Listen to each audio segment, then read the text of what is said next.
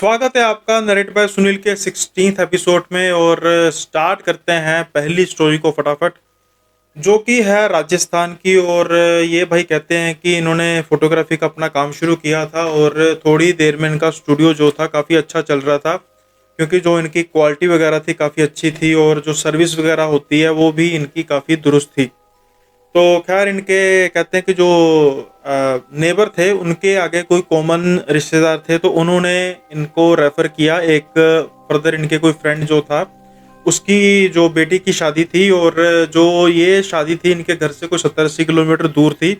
और I think जो शहर इन्होंने मेंशन किया था वो बेसिकली इन्होंने एक आधी बार मेंशन किया था कि उदयपुर गया था, तो वही होगा उदयपुर शहर। और कहते हैं कि चलो ये भी काफ़ी खुश की वो जो शादी का था सिस्टम काफ़ी अच्छा था और उनको पेमेंट भी ज़्यादा मिल रही थी। रीज़न कि एक तो वो दूर से ट्रैवल कर रहे थे, और जैसा कि मैं कह रहा हूँ कि इनका जो नाम था वो काफ़ी ज़्यादा अब हो रहा था, और जैसे किसी को ने रेफर किया हो तो पेमेंट वगैरह भी उनको अच्छी मिल रही थी। अब कहते हैं कि ये अपने टाइम के हिसाब से शादी वाले घर पे पहुंच गए, और शादी से पहले की जो रस्में होती हैं, डीजे नाइट हो गया और जो भी मेहंदी की रस्म हो गई, बैंगल सेरेमनी वगैरह सारी, जो इनको सारा ही कार्यभार सौंपा गया था फोटोग्राफी का। तो ये कहते हैं कि जिस रात डीजे नाइट वगैरह थी उस दिन कहते हैं मैं पहुंचा और फोटो वगैरह जो थी मैंने क्लिक करनी शुरू की। लेकिन कहते हैं मुझे बड़े एक अजीब सी जो फोटोज में दिख रहा था कि एक लड़की थी जिसके जो बाल थे थोड़े से वो गोल्डिश थे, होते हैं ना, थोड़े डाई किए होते हैं बाल, हाईलाइट किए होते हैं। तो कुछ कुछ बाल वैसे थे, और वो बड़ी मतलब ना चुप चुप सी थी। मतलब एक तो होता है ना कि शादी का माहौल है, स्नैप्स क्लिक कर रहे हैं और सारे बड़े खुश होके कर रहे हैं, लेकिन वो बड़ी चुप चुप थी और कपड़े भी उसके काफी सादे थे। ये कहते हैं कि जब ये फोटो क्लिक करें और जब फोटो क्लिक करने के बाद अपना जैसे चेक करते हैं डिजिटल, दोबारा देखते हैं, दोबारा कोई है ही नहीं। ऐसे ही कहते हैं कि 4-5 फोटो में मैंने एक बार उसको कहा कि थोड़ा सा आप इधर हो जाइए। आप जो रिश्तेदार थे वो भी कहते थे क्या कर रहा है क्या कर रहा है। फिर कहते हैं मैं थोड़ा सा एम्बेरस हो गया, क्योंकि मुझे वो जो पार्टी थी थोड़ी सी बाहुबली टाइप की लग रही थी। मतलब समझ रहे हो ना आप थोड़े से। तो कहता है कि मैंने कोई ज्यादा इतनी की नहीं कि एवं बाद में कहेगा कि लड़की को लेकर क्या कर रहा है, तो मेरी मार कुटाई हो जाए। ये कहते हैं कि मैं अपना काम करता रहा, और ड्यूरिंग द क्लिकिंग वो मुझे 5-6 बार कम से कम नजर आई, और वही उसका हाव भाव, एक वैसा ही सिंपल उसका हाव भाव, और थोड़ा सा बिल्कुल जैसे स्टन होते हैं ना मायूसी वाला, तो वैसा था। अब कहते हैं कि चलो काम कुम हो गया खत्म, मैंने सोचा मुझे क्या जरूरत पड़ी है। अब कहते हैं कि चलो ये सारा टाइम बीता, तो रात का टाइम था, तो मैं थोड़ी सी सिगरेट वगैरह फूंकने घर के बाहर निकला। और एक घर के सामने थोड़ा सा खाली प्लॉट था, तो वहां पर मैं खड़े होके स्मोकिंग कर रहा था। अब कहते हैं कि मैं देखता हूँ कि थोड़ी सी आगे जाके एक गली का जो मोड़ है वो, वहां पर मुझे वही लड़की दिखी, और वो मेरी तरफ देख के मुझे इशारा कर रही है आने का।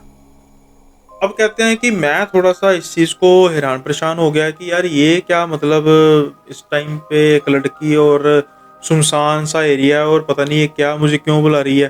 तो एक पल के लिए कहते हैं मुझे लगा कि शायद चलो कोई मदद वगैरह की जरूरत ना हो, और ये काफी परेशान लग रही थी ड्यूरिंग फोटो सेशन, तो कोई बात करनी हो शायद इसने। तो कहते हैं कि मैं पहले मतलब उसके पास धीरे धीरे जाने लगा, और कहते जैसे जैसे मैं जा रहा था ना मुझे थोड़ी सी सर्दी सी लगनी, शिवरिंग होनी शुरू होगी। और मौसम हालांकि इतना अभी ठंडा नहीं था, शुरुआत थी ठंड की, लेकिन इतनी भी ज्यादा नहीं थी कि मुझे शिवरिंग होने लग पड़े। लेकिन मैं उसको थोड़ा सा इग्नोर कर दिया मैंने। अब कहते हैं जब मैं उस लड़की के पास पहुंचा तो आगे जो थी वो काफी ज्यादा बुशेस थी, यानी कि झाड़ियां वगैरह थी, और उसने ना मुझे कुछ बोला नहीं, और मुझे वहां पर इशारा किया और चलने का इशारा किया।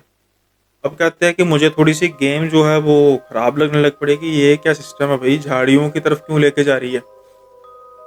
खैर अब मैंने कहा कि नहीं मैम, मैं मतलब फोटोग्राफर हूँ, अभी कोई लफड़ा लुफड़ा हो जाएगा, कुछ पता नहीं क्या चीज़ है। तो ये कहते हैं कि उसने कुछ बोला नहीं, और मेरी तरफ बड़े गुस्से से देख के झाड़ियों की तरफ जाने लग पड़ी। अब कहते हैं कि मैं थोड़ा सा क्यूरियोसिटी में आ गया, या जो भी समझ लें आपकी, मैं भी इसके पीछे जाके देखता हूँ तो क्या मतलब दिक्कत है, क्या मामला है। तो कहते हैं मैं भी उसके पीछे पीछे चल पड़ा। अब कहते हैं कि जब मैं उसके पीछे जा रहा था तो वो आगे थोड़ी सी लड़की की स्पीड थी वो थोड़ी सी तेज हो गई, और कुछ आगे जाके वहां पर एक ना बड़ा सा पत्थर था और वो उस पत्थर के आगे चली गई। अब कहते हैं कि जब उसके आगे गई और मैं अभी काफी पीछे था, लेकिन मुझे ना कुछ आवाजें आने लग पड़ी जो थोड़ी सी अजीब सी थी। अब जैसे कुछ कुछ कोई दर्द से कुरला रहा है। तो मैंने सोचा कि यार पता नहीं क्या इसको, कोई इंजरी है, कुछ क्या है, दिक्कत है, कुछ मतलब कुछ भी कहते हैं। मेरा माइंड ना बिल्कुल ज्यादा कंफ्यूज हुआ था कि यार मैं मतलब क्या समझूं इस चीज को। अब कहते हैं कि मैं जब धीरे धीरे जब उसकी तरफ गया और वो जो पत्थर है, बड़ा सा पत्थर है, उसको मैंने क्रॉस किया और देखा वहां पर वो लड़की मेरी पीठ करके खड़ी थी और रोने की आवाजें आ रही थी। अभी अंधेरा था। कहती अंधेरे में जब कहते हैं कि उसने मेरी तरफ देखा और मैं तो कहते दंग रह गए देख के, क्योंकि उसके धड़ पर दो सर थे। एक उसका था और एक किसी लड़के जैसा लग रहा था, जो बिल्कुल जिसे कहते हैं ना, जिसको पत्थर से मारा होता है, बिल्कुल उसको जिसे मतलब मार मार के उसका चूमर किया होता है, वैसा था। और वो लड़की रो रही थी और इसकी तरफ देख के उसकी आंखें लाल थी और वो कुर्लाने लगी और जैसे बड़ी डरावनी सी उसकी चीखें आने लगी। हालांकि मतलब ये कहते हैं कि मैं मेरी मतलब कहते हिम्मत मेरी बिल्कुल जवाब देगी, अब शरीर मेरा बिल्कुल ठंडा पड़ने लगा था। हालांकि कहते हैं कि वो लड़की अपनी जगह पर खड़ी रही और मेरी तरफ देख के ऐसे रो रही थी। और कहते वो तो शक्ल चलो फिर भी कुछ लड़की खूबसूरत थी और थोड़ा बहुत रोने का था उसका, लेकिन जो साथ उसके फेस था, एक तो दो सर, और दूसरा जो वो सर की हालत इतनी ज्यादा गंदी थी कि मतलब मैं मुझसे बर्दाश्त नहीं हुआ। मैं हड़बड़ा के बस जहां से आया था उसी तरफ भागना शुरू किया। और मोड़ पे मैं जो उसके झाड़ियों वाला जहाँ से स्टार्ट होता था पोर्शन सड़क के साइड पे, वहां पर मैं पहुंचा। और मतलब उसी टाइम पे जो शादी वाले घर से कुछ दो लड़के वहां पर से आ रहे थे और वो मुझे देखा, मेरी हालत खराब, पसीनों पसीनी बुरा हाल मतलब मेरा। और कहते वो मुझे पकड़ के लेकर गए और एक कमरे में मुझे वहां पर उन्होंने बिठा दिया। अब कहते हैं कि वो कहते क्या हुआ, तूने क्या देखा? कहते अब मैं ये चीजें बताने जोगा नहीं। वो कहता पता नहीं कुछ नहीं, मुझे कोई झूठ वगैरह कहते हैं। मैंने बोल दिया कि मैं तो कोई लड़का था उसके पीछे गया, तो वो पता नहीं मुझे मारने के लिए दौड़ा, मैं यहाँ पर आ गया। तो वो कहते कैसा हो लिया था ये? तो मैंने अपनी मतलब मर्जी से बता मतलब जो मन में आया बता दो दिया, ऐसा था। तो कहते उन्होंने थप्पड़ थप्पड़ एक दो लगाए मुझे कि और तो नहीं कुछ देखा। कहते मैंने क्या देखना था भाई, मैं तो यहाँ पर फोटो खींचने आया हूँ, अपना काम करूंगा, मुझे क्या पता था, मैं तो वैसे ही मुसीबत में फंस गया। फिर कहता चलो उन्होंने पानी पुनी मुझे पिलाया और थोड़ा मैं जब रिलैक्स हुआ और मुझे कहा कि तू निकल यहाँ से और जो भी फोटो वगैरह दे देना, तेरी पेमेंट तुझे पहुंच जाएगी, बाकी हमने अब कोई भी फोटो फोटो नहीं खिंचानी। अब कहते हैं कि मैं मतलब बुरी हालत में, एक तो मैं अपने आप को कोसता भी जा रहा हूँ कि भाई मैं उसके पीछे गया क्यों, दूसरा मेरा काम भी निकल गया, और तीसरा हालांकि कहते थे कि वो पेमेंट जो थी वो कहते वो तीगनी चुगनी पेमेंट कहते कर देंगे, तू बस निकल यहाँ से। पर फिर भी एक जो कहते हैं कि मुझे लगे कि इम्प्रेशन जो है वो मेरा मतलब गलत गया। अब कहते हैं मैं घर पहुंचा हूँ जैसे तैसे करके, और वहां पर जाके मेरी जो तबीयत है वो बहुत ज़्यादा ख़राब हो गई, सर मेरा भारा हो गया और मुझे बस रह रह के वही चीज़ जो है मुझे बार बार मतलब दिखाई दे रही थी। और मेरा जो जो मेरा मतलब जैसे कहते हैं ना लू कंडे पंजाबी में कहते खड़े होते हैं, गूज बम्स जिसे कहते हैं इंग्लिश में। बस कहता है अभी मेरे ना घर वाले भी परेशान कि क्या तूने देखा ये वो। फिर कहते हैं एक काफ़ी पहुँचे हुए सिद्ध बाबा थे, फिर मैंने जो है डिसाइड किया कि मैं वहाँ पे जाता हूँ। तो परिवार वाले भी साथ में मेरे गए, तो फिर बाबा जी को कहते वो कहते मैं तेरे से पर्सनली बात करूँगा। अब कहता है कि उन्होंने फिर पर्सनली मुझसे बात की, फिर मैंने सारा बताया कि ये चीज़ हुई है मेरे साथ। फिर वो उन्होंने थोड़ा सा ध्यान लगाया और फिर उन्होंने मुझे कहा कि तू ऐसा करना, तू 1 हफ्ते के बाद आना। अब मैं 1 हफ्ते के बाद गया और कहते हैं कि अब तो तेरी तबीयत ठीक है। तो मैंने कहा कि नहीं मेरी तबीयत ठीक नहीं, मुझे सिर्फ सपने में वही चीज़ बार बार नजर आती है और वो कुछ कहना चाहती है, इतना मुझे है। मतलब ये नहीं है कि वो तंग कर रही है, मुझे डरा रही है, बस वो मुझे कुछ कहना चाहती है। उसकी जो जुबान है वो जो निकलने का नाम नहीं ले रही, मतलब वो कुछ बोलना चाह रही है लेकिन वो जब करती है तो फिर मुझे साथ वाला जो चेहरा है वो नजर आता है, मेरी जो नींद खुल जाती है। तो मैं जो अब इस चीज को जैसे अमूमन हफ्ता 10 दिन हो चुके थे, तो जो डर का इंटेंसिटी होती है ना वो थोड़ी सी कम हो जाती है। फिर धीरे धीरे बंदा यूज हो जाता है, फिर बंदा सोचने लग पड़ता है कि ये हो क्या रहा है। तो ये कहते हैं कि जो मेरा था मुझे लग रहा है कि वो कुछ कहने की कोशिश कर रही है। तो फिर कहते हैं कि मुझे उन्होंने कुछ उपाय वगैरह दिए मतलब दिए। तो उन्होंने कहा कि देख मैं पता करने की कोशिश कर रहा हूँ, लेकिन मुझे पता नहीं लग रहा। अब ऐसा कर कि उन्होंने कुछ उपाय दिए कि ये जो भी बताना चाहती है ना, ये खुद ही तुझे बताएगी। चलो खैर, ये कहते हैं कि ठीक है। अब कहते हैं कि जब उन्होंने मुझे उपाय वगैरह दिए तो 2-4 दिन तो मेरा जो सपने की इंटेंसिटी थी वो लगभग ना के बराबर हो गई, कि थोड़ी सी झलक पड़ी। लेकिन कहते हैं कि एक दिन मैंने जो वो उपाय था उसका ऑलमोस्ट ऑलमोस्ट आखिरी दिन था, आई थिंक 7 दिनों का उपाय कहा था। तो कहते हैं जिस दिन मैंने उपाय किया उस दिन फिर वो जो है मुझे सपने में आ गई। बोला उसने कुछ नहीं, और वो सिर्फ एक, जिसे कहते हैं, फ्लैशबैक जाना शुरू हुआ। और वो फ्लैशबैक क्या था कि वो जो लड़की थी और जो वो सर था, वो सर उसके बॉयफ्रेंड का सर था, और ये जो लड़की थी ये दोनों मतलब पसंद करते थे एक दूसरे को, और उस एरिया के पास से छुप छुप के मिलते थे। तो एक दिन क्या हुआ कि इस लड़की को इसके पेरेंट्स ने देख लिया, या उसके किसी रिलेटिव ने दिखा देख लिया, और उसके पेरेंट्स को आवाज़ लगाई और इनको रंगे हाथ पकड़ लिया गया। और उसके जो फादर और ब्रदर थे लड़की के, उन्होंने क्या किया कि पहले तो लड़की की जुबान काट दी। जुबान काटने के बाद उस लड़के को पकड़ा और उसके सर पर जो है वार किए पत्थर से, बहुत ज़्यादा वार किए पत्थर से, और इन दोनों को मार के वहां पर उसी जगह पे गाड़ दिया। और वो जो बड़ा सा पत्थर था जिस पत्थर की ये बात कर रहे थे, खिसका के उनके ऊपर रख दिया। अब जो ये पेरेंट्स इनको जो दिखाई दिए वो कौन थे? वो वही लोग थे जिनकी बेटी की शादी पे ये फोटोग्राफी करने गए थे, यानी कि उसकी दूसरी बेटी थी। अब ये जब उनका होश हुआ तो ये पसीनो पसीनी हो गए। तो इनका मतलब जिसे कहते हैं कि बिल्कुल बुरा हाल, समझ नहीं आ रहा है कि ये क्या करें, क्या बताएं, कैसे करें। तो इन्होंने फिर ये सारी बात जो है बाबा को बताई, और ये सारी बात जो थी वो इन दोनों के बीच में ही थी, मतलब ये तीसरे को नहीं पता था। अब ये कहते हैं कि मैं मुसीबत कोई मोल नहीं लेना चाहता था कि भाई मैं उनका नाम ले लूं और बाद में मतलब मुझे भी कहीं पर गाड़ा, और बड़े वो बंदे बाहुबली टाइप लग रहे थे। तो कहते हैं कि बाबा जी ने कहा कि ठीक है, तुम ऐसा करना, तुम ऐसी बात बताना ना हो, अब तुम्हें यूज टू होना पड़ेगा सपने में, क्योंकि तुमने तो मदद करने से मना कर दिया, और वो लड़की कहीं ना कहीं तुमसे ही मदद की एक्सपेक्टेशन करती है। बोल वो इसलिए नहीं पा रही थी कि जैसा कहा है कि उसकी जुबान काट दी गई थी, तो शायद वो जो उसका था वो हो रहा था, या वो भी जो उसका एक आत्मा थी वो भी बोल नहीं पा रही थी। अब कहते हैं कि थोड़ा बहुत टाइम बीता, लेकिन मुझे इस चीज़ की जो बड़ी ज़्यादा मतलब मायूसी भी थी कि यार मैं मदद नहीं कर पा रहा कैसी तरीके से जानते जानते। लेकिन कहते हैं कि भगवान के अगर देर है अंधेर नहीं। अभी कहते हैं कि कुछ 2-4 महीने ही हुए थे, तो फिर एक दिन अखबार में खबर मिली कि उसी परिवार की जो बेटी है उसने ही अपने पिता के खिलाफ जो है वो कंप्लेन की है कि उसने अपनी बड़ी बेटी यानी उसकी बड़ी बहन को मारकर गाड़ा है, और उसकी जो लाशें हैं, उसके जो कंकाल है वो बरामद कर लिए गए हैं फाइनली, और पकड़ लिया गया है उसके पेरेंट्स को, मतलब फादर को, और जो भी ब्रदर ब्रदर था और जो भी साथ में इन्वॉल्व थे। खैर कहते हैं कि मुझे इस चीज़ की तसल्ली हुई कि चलो मैं नहीं, कम से कम किसी तरीके से ये पता तो लग सका। और फाइनली कहते हैं कि अब वो जो मुझे इमेज जो दिखाई देती थी उस लड़की की आत्मा, और वही एक तरह का जो पैटर्न, अब वो आना बंद हो गया।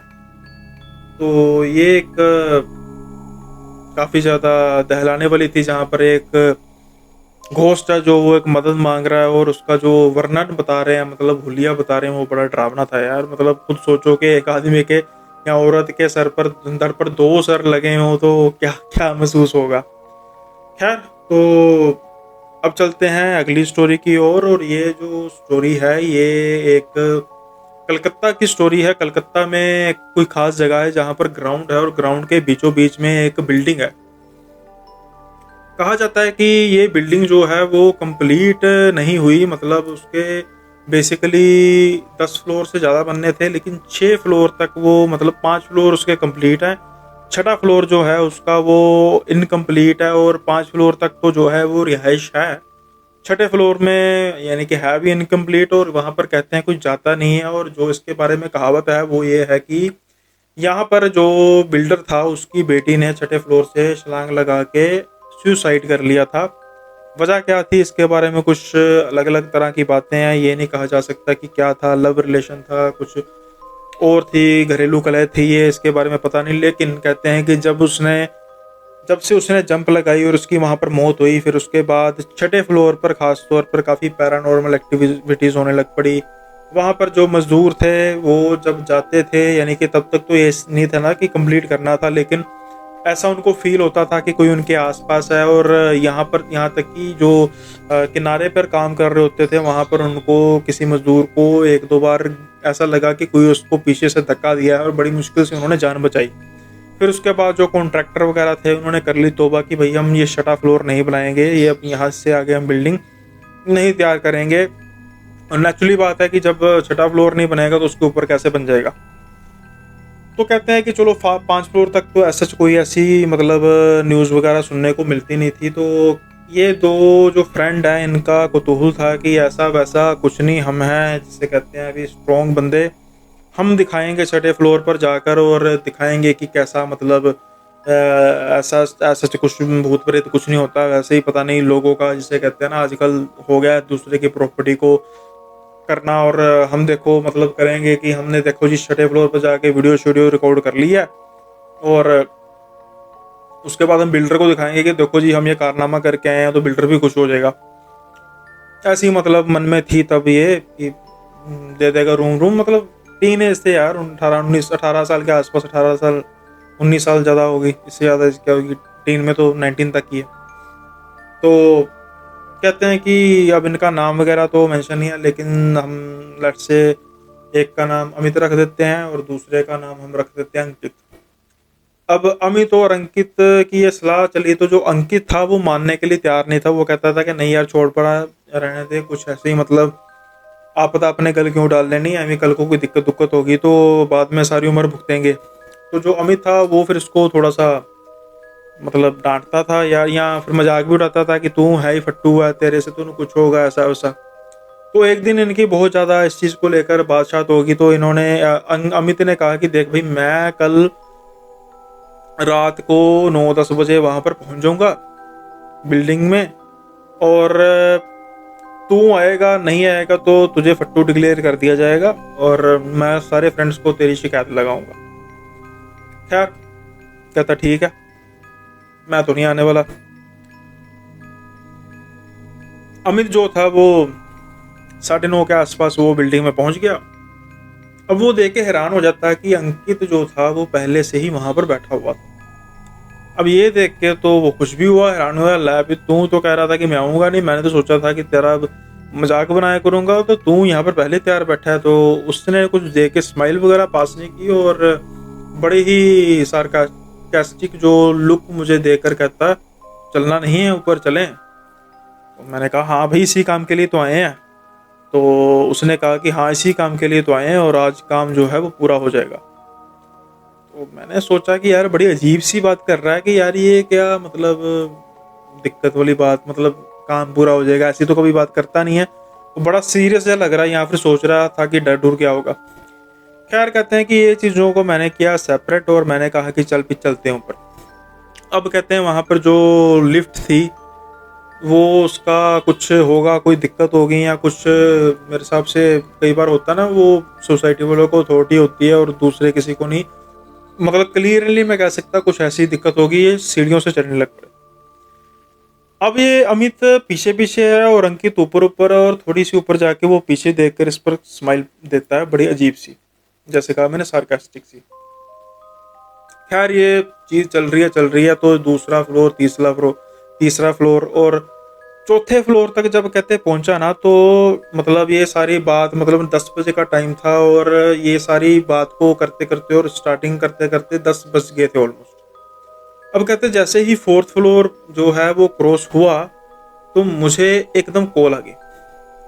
अब कहते हैं कि जो मैंने स्क्रीन पर नाम देखा वो देख के मेरे होश उड़ गए, क्योंकि वो किसी और का नहीं अंकित की कॉल थी। अब कहते हैं कि मैं अंकित की तरफ देख रहा हूँ, वो सामने मेरे बिल्कुल चल रहा है, हाथ उसके बाहर है, हाथ में कोई फोन नहीं है, तो वो कैसे कॉल करेगा। अब कहते हैं कि मैं जब देखूं मेरे हाथ कांपने लग पड़े और मुझे जैसे कहते हैं ना ठंडक सी महसूस होने लग पड़ी, मतलब शदीद ठंड जैसे कहते हैं। अब कहते हैं कि फ़ोन उसके 1-2 बार बजे तो मैंने उठाया नहीं, फिर मैंने हिम्मत करके फ़ोन उठा दिया कि हो सकता है ये फ़ोन लेकर ना आया हो। दिमाग में बात हुई, उसका फ़ोन घर पे रह गया और उसके घर वाले फ़ोन कर रहे हों कि ये कहाँ पे रह गया, तेरे साथ तो नहीं है। अब कहते हैं वो तब तक जाते-जाते ऑलमोस्ट 5th फ्लोर हमने क्रॉस कर लिया और मैंने एकदम फ़ोन किया तो सामने जो था वो अंकित था। और वो कहता कि भाई देख, बात ऐसी है कि इन कामों से दूर रहना चाहिए, मैं यहाँ पर नहीं आने लगा। तो अगर तू भी आया तो तू भी वापस चल जा, अकेला जाने की कोशिश मत करना। अब कहते हैं कि मैं पहले अंकित की तरफ देख रहा हूँ। कहते हैं जब मैंने ये सारा सुना तो मैंने उसको कहा कि भाई बात है कि तू तो आया हुआ है यहाँ पर और तू तो सामने मेरे चढ़ रहा ऊपर। कहते थे मैंने जब बात करके सर ऊपर किया, सामने कुछ नहीं। अब कहता है कि मैं बस मेरे ना जिसे कहते हैं हाथ से मोबाइल गिरते गिरते रहा, मैं फटाफट दौड़ लगा के मतलब किसी तरीके से जो ग्राउंड फ्लोर पे पहुंचा हूँ। सांस मुझे चढ़ी हुई और मेरा मतलब सांस के साथ सांस नहीं मिल रही। और फिर उसके बाद जो है वो मैंने उसको मतलब उसकी को बात तो कर रहा है, भाई बोल क्या हो गया, अब का क्या कर रहा है। तो फिर कहते हैं मैंने कही कि भाई बात ऐसी है सारी। कहता है मैंने बात बताई और कहता भी मैं मान गया भाई कि दिक्कत दुक्कत है और मैं आज के बाद तौबा करता हूँ, यहाँ इस बिल्डिंग क्या इस बिल्डिंग के आसपास भी नहीं मैं फटकूंगा। अब कहता है भी अंकित ने कहा कि फटाफट भाई घर पहुंच, मैं भी आ रहा हूँ तेरे घर पे। और कहता है जब मैंने फ़ोन काटा और फ़ोन काटने के बाद जब मैंने एक बार बिल्डिंग की तरफ मुड़ के देखा और वो 6th फ्लोर पर कोई मुझे लेडी नज़र आई, लड़की नज़र आई, जिसके बाल काफ़ी बड़े बड़े थे और मतलब एक जिसे कहते हैं कि सीनरी ऐसी होगी कि मौसम ख़राब था, जब बिजली चमकी और उसकी शैडो जो मुझे नज़र आई, उसके जो बाल उड़ते नज़र आए, और कहते हैं मेरा खौफ से मतलब हिम्मत जवाब देगी, मैं वहीं पर गिर गया और बेहोश हो गया। अगले दिन कहते जब मैंने आँख खुली और बेड पर मैं अपने घर पे लेटा हुआ था, बुखार से मुझे बुरा हाल और मैं मतलब शरीर में मेरी जान बिल्कुल नहीं। पहले तो घर वाले भी थोड़ा बहुत करें कि ये कहाँ पर गया था, तो जैसे तैसे करके अंकित ने संभाल लिया। तो बाद में कहते मैंने फिर अंकित को ये सारी बात बताई और हमने भाई खास करके मैंने तौबा की कि भाई हाथ जोड़े, ऐसी चीज़ें होती हैं, मैं तो कभी नहीं जाऊँगा अब उस बिल्डिंग के आसपास। और जहाँ पर भी कोई कहेगा कि ये ऐसी ऐसी चीज़ है तो मैं तो मान लूँगा बिना कुछ डाउट किए। तो भाई बात ऐसी है कि मान लेनी चाहिए ऐसी बातें, मतलब मैं ये नहीं कहता हूँ कि आंख बंद करके मान लेनी चाहिए, लेकिन जहाँ पर किसी जगह या कुछ ऐसी बिल्डिंग के बारे में बात हो और अगर आपका उसके साथ ताल्लुक नहीं है तो आप क्यों खतरा मोल लोगे किसी के लिए, मतलब ना 3 में ना 13 में, है ना। मतलब यहाँ तो ना कि आपकी आपकी प्रॉपर्टी है, फिर बात समझ में आती है कि यार मेरी प्रॉपर्टी है, मेरी प्रॉपर्टी पर पता नहीं लोग कैसी बातें कर रहे हैं। तो मैं तो अब जो है मैं ये बात साबित करके, ना आपकी प्रॉपर्टी है ना आपकी कोई बात है, ना आप वही बात 3 में ना 13 में, तो आप जो है वो अपना काम कर ही आ रहे हैं। ऐसा तो नहीं करना चाहिए, बेवकूफ़ी नहीं करनी चाहिए।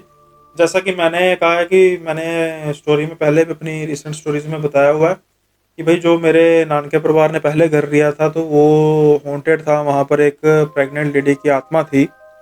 तो अब यार मैं मतलब बेवकूफ़ी करूँ और वो घर इतना बड़ा घर है और अब खंडर बनता जा रहा है क्योंकि रहता वहाँ पर कोई नहीं है। तो मैं बेवकूफ़ी में जाके वहाँ पर जाके खुद वैसे इन्वेस्टिगेशन करूँ, कोई मेरे सारे नानके परिवार के बंदे थे ही पागल, सारे रिश्तेदार पागल थे, देखो मैं होशियार बनता हूँ तो फिर वो चीज़ बना देगी। तो ऐसा नहीं करना चाहिए। तो खास करके जहाँ पर आपका कोई ताल्लुक नहीं है, यार क्या दिक्कत है, वहाँ पर आप अपना काम करो, मस्त रहो, परमात्मा का नाम जपो। तो ये थी सेकंड स्टोरी, बहुत अच्छी स्टोरी थी, सीख भी होनी चाहिए इसमें। और आगे बढ़ने से पहले भाई आपसे रिक्वेस्ट है कि अगर आपको ये वीडियो पसंद आ रही है तो लाइक कर दीजिए, चैनल को सब्सक्राइब कर दीजिए, साथ के साथ ही बेल आइकन को प्रेस कर दीजिए। और अगर आप चाहते हैं कि आप अपनी स्टोरीज़ को नरेट करना चाहते हैं, नरेट करवाना चाहते हैं मुझसे, तो मैंने स्क्रीन पर जो है वो अपनी ईमेल आईडी दी है और साथ के साथ ही इंस्टा आईडी दी है। और अगर आप चाहते हैं कि आप लिख कर नहीं भेजें या फिर आपको लिखने में ऐसा एक्सप्रेस करने में थोड़ी दिक्कत है तो आप वो मुझे ऑडियो फॉर्मेट में भी भेज सकते हैं। साथ के साथ ही जो जब भी ये वीडियो मेरा 2 चैनल्स पर पब्लिश होता है, एक तो जो मेरा अपना चैनल है और जो एक मेरा सेकंड जो चैनल है that is net by Sunil podcast, वहाँ पर मैंने एक वोटिंग जो है वो ओपन की है कि हम सैटरडे नाइट को एक हॉरर शो क्या करेंगे। तो लाइव वो अगर जिसमें आप भी पार्टिसिपेट करेंगे और आप तब अपनी स्टोरी लिख कर भेज सकते हैं ऑन दी स्पॉट लाइव में, तो मुझे थोड़ा सा अच्छा लगेगा, तो मैं वो बोलूँगा। और जो अपनी स्टोरीज होंगी एक्सक्लूसिव स्टोरीज वो भी बोलूँगा। तो वो आप ज़रूर वोट कर दीजिए अगर आप करना चाहते हैं वहाँ पे। और आगे बढ़ते हैं अगली स्टोरी की तरफ। और ये जो स्टोरी है वो भी एक घर की कहानी है, जहाँ पर कुछ लोग हैं वो आते हैं किराए पर और इतनी जांच परख नहीं करते। और ये ड्यूल अकोमोडेशन थी, यानी कि इनको निचला जो फ्लोर था, फर्स्ट फ्लोर था, ग्राउंड फ्लोर सॉरी, वो इनको मिला था। और फर्स्ट फ्लोर पर ऑलरेडी ही कुछ किराएदार रहते थे। तो अभी इनको ज़रूरत थी अचानक से, मतलब इनको घर बदलना पड़ा, तो ये इतना इन्होंने पूछ-ताछ नहीं की और ये वहाँ पर आ गए। अब ये कहते हैं कि जब आए तो जो किराएदार थे ऊपरले, उन्होंने कहा कि भई सब आपने पूछताछ की थी? मतलब कहते हैं हाँ की थी। तो कहते हैं कि नॉर्मली आप ना 7 बजे के बाद कोशिश कीजिए जी कि घर से बाहर नहीं निकलना। तो कहते हैं कि ये हम सुन के थोड़ा-सा ऑफेंड हो गए। ऑफेंड इन द सेंस कि यार ये कौन होते हैं हमें डिक्टेट करने वाले कि तुम 7 बजे से बाद बाहर ना निकलो। ये भी किराएदार, हम भी किराएदार हैं, मालिक भी हो, तब भी इनका बड़ा कहना बनता है, "भई यार किसी ने 7 बजे के बाहर कहीं काम पर जाना तो भई जाएँगे ही।" लेकिन हमने कहा कि इतना हमने बाहर एक्सप्रेस नहीं किया और खुद के अंदर ही सोचा कि ठीक है यार बोलने दो। खैर अब कहते हैं कि थोड़े दिन निकले और कपड़े सूखने वगैरह सूखने के लिए डालते थे, बाहर तार थी, बरामदा था, बरामदे के बाहर तार थी। और आमतौर पे जब कहते हैं ना कि कोई पर्सन जब वार्निंग देता है तो थोड़ी सी दिमाग में तो रह ही जाती है, हम माने या ना माने। तो ऑटोमेटिकली हमारे ऑलमोस्ट सारे जो काम थे वो 7 बजे से पहले-पहले हो जाते थे। फादर कहते हैं हमारे जो थे वो, उनकी 9 टू 5 जॉब थी और 9 टू 5 मतलब हार्डली साढ़े 5 बजे तक, 6 बजे तक वो घर आ जाते थे। तो ऐसा कहते हैं हमारा एज़ यूजुअल कुछ था भी नहीं कि 7 बजे के बाद, हम पहले भी जहाँ रहते थे तो कुछ था नहीं कि 7 बजे के बाद ऐसा कुछ करना है। बहुत रेयर केसेस में कुछ ऐसा होता था। सर्दियों के दिन थे, 7 बजे तक तो घुप अंधेरा हो जाता था। तो ये कहते हैं कि एक दिन क्या हुआ कि ये इन्होंने जो कपड़े डाले हुए थे तो वो अब उन्होंने सूखने डाले थे तो वो उतारने के लिए गईं इनकी मदर। तो ये क्या देखती हैं कि अंधेरे में एक जो लेडी टाइप कोई चीज़ है, क्योंकि उसने सूट डाला हुआ था तो लेडी ही होंगी।